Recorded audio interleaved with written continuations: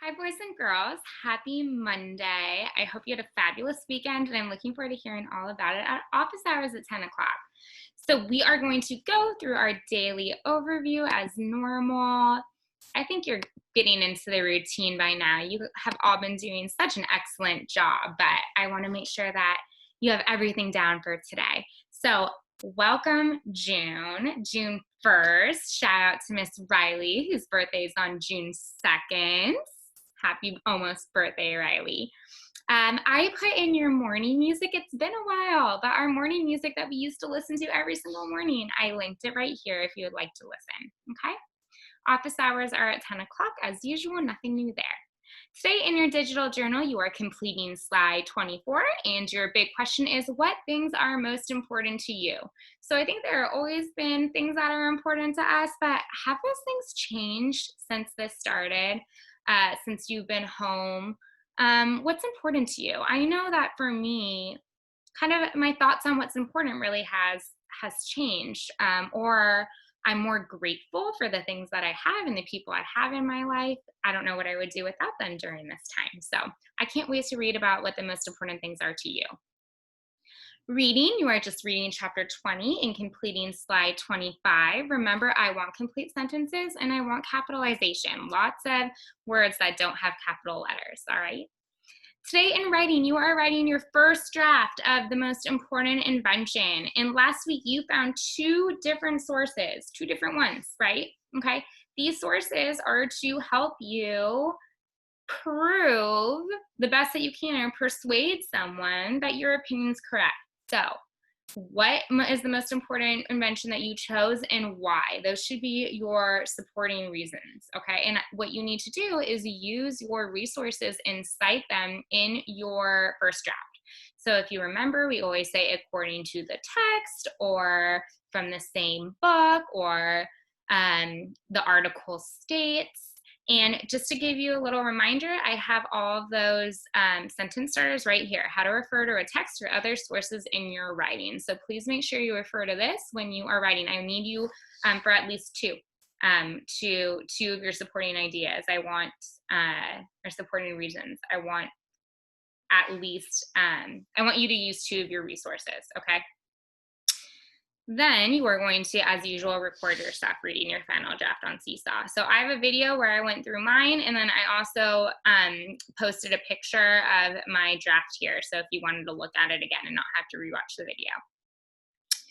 Today we're doing something a little different, still working with measuring. We were measuring time last week. Now we are measuring and estimating volume using liters and milliliters. Okay, so I have a video here where I show you a few different things in my house to help you get acquainted with what a liter and a milliliter is, and then just our normal lesson. Today you are reading slide 9, and linked to slide 9 is also an article that talks about the problems that the eucalyptus trees are causing. Keep in mind that at the end of the week you are going to be writing an opinion piece about whether you think that the eucalyptus trees in Burlingame are beneficial or are a problem. So keep that in mind as you're reading. And then you have PE and arts. So that is your Monday assignments. And now we're going to go ahead and read some BFG.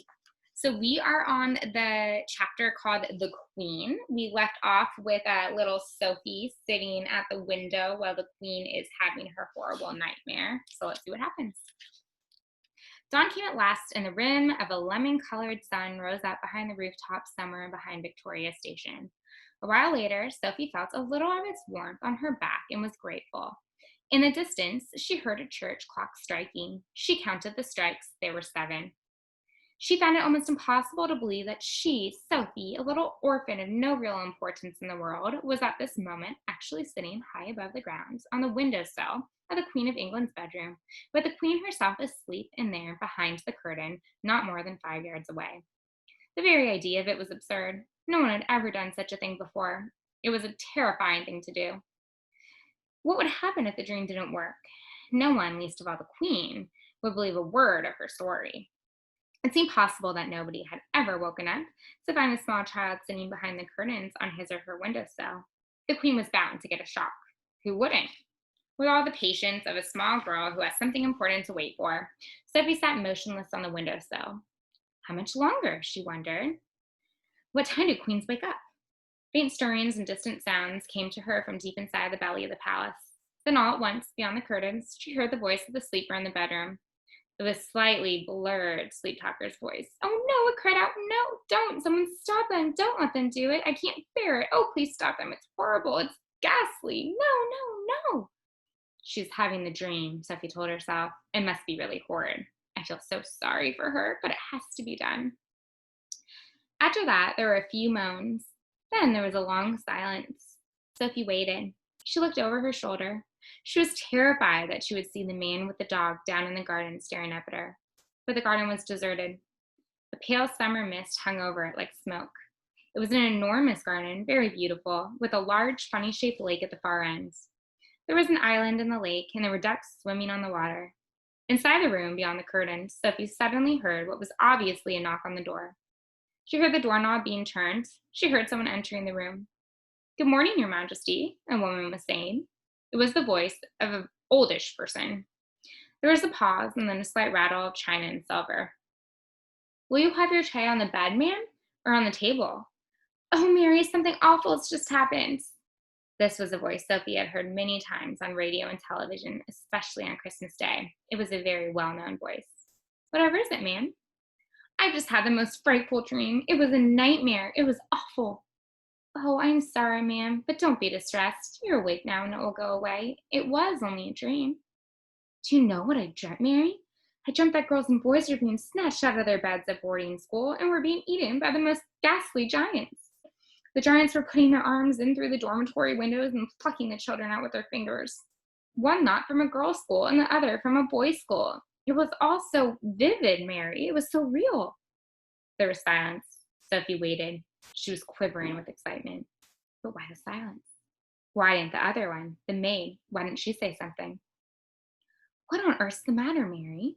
The famous voice was saying. There was another silence. Mary, you've gone as white as a sheet. Are you feeling ill? There was suddenly a clash and a clatter at crockery, which could have only meant that the tray the maid was carrying had fallen out of her hands.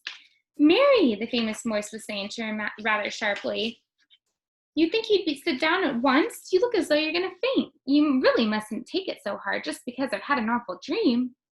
That isn't the reason. The maid's voice was quivering terribly. Then for heaven's sake, what is the reason? I'm very sorry about the tray, ma'am. Oh, don't worry about the tray, but what on earth was it that made you drop it? Why did you go white as a ghost all of a sudden? You haven't seen the papers yet, have you, ma'am? No, what do they say? Sophie heard the rustling of a newspaper as it was being handed over. It's like the very dream you had in the night. Rubbish, Mary, where is it? On the front page, ma'am, it's the big headlines. Great Scott, cried the famous voice. 18 girls vanished mysteriously from their beds at Roden School. 14 boys disappear from Eden. Bones are found underneath dormitory windows. Then there was a pause, punctuated by gasps from the famous voice, as the newspaper article was clearly being read and digested. Oh, how ghastly, the famous voice cried out. It's absolutely frightful. Bones under the windows? What can have happened? Oh, those poor children. But man, don't you see? See what, Mary? Those children were taken away almost exactly as you dreamt it, ma'am. Not by giants, Mary. No, ma'am, but the bit about the girls and boys disappearing from their dormitories, you dreamt it so clearly, and then it actually happened. That's why I came over here all queer. I'm coming over a bit queer myself, Mary. It gives me the shakes, ma'am. When something like that happens, it really does. I don't blame you, Mary. I shall get you some more breakfast and have this mess cleared up. No, don't go. Stay here a moment. Sophie wished she could see into the room, but she didn't dare touch the curtains. The famous voice began speaking. I really did dream about those children, Mary. It was clear as crystal. I know you did, ma'am. I don't know how giants got into it. That was rubbish.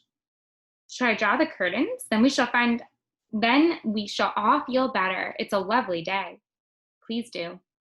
With a swish, the great curtains were pulled aside. The maid screamed. Sophie froze to the window ledge. The queen, sitting up in her bed with the Times on her lap, glanced up sharply. Now it was her turn to freeze. She didn't scream as the maid had done. Queens are too self-controlled for that. She simply sat there staring wide-eyed and white-faced at the small girl who was perched on her windowsill in a nightie. Sophie was petrified. Curiously enough, the queen looked petrified too. One would have expected her to look surprised, as you or I would have done if we had discovered a small girl sitting on her windowsill the first thing in the morning, but the queen didn't look surprised. She looked genuinely frightened. The maid, a middle-aged woman with a fronting cap at the top of her head, was the first to recover. "What in the name of heaven do you think you're doing in here?" she shouted angrily at Sophie. Sophie looked beseechingly towards the queen for help. The queen was still staring at Sophie. Gaping at her would be more accurate. Her mouth was slightly open, her eyes were round and wide as two saucers, and the whole of that famous, rather lovely face was filled with disbelief. "Now listen here, young lady. How on earth did you get into this room?" the maid shouted furiously. "I don't believe it," the queen was murmuring. "I simply don't believe it." "I'll take her out, ma'am, at once," the maid was saying. "No, Mary, don't do that." The queen spoke so sharply that the maid was quite taken aback. She turned and stared at the queen. What on earth has come over her? It looked as though she was in a state of shock.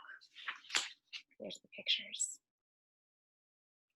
So we are going to stop there because this chapter is a little bit long, but we are going to see what in the world happens, because if the queen's gaping, that means that her mouth is open, wide open, just gaping, staring. She's in such a shock.